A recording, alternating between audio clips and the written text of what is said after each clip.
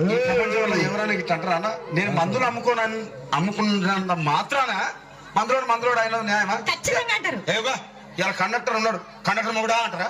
Police ఆయన ఉన్నాడు, police మొగుడా అంటారా? నేను మాత్రం అంటారు ఖచ్చితంగా. ఎందుకంటారు? ఏమో అలా దండం పెడతా ఒక మాట. ఏ మాట? అదే ఏ మాట చెప్పు. మాట మాట మాట మాట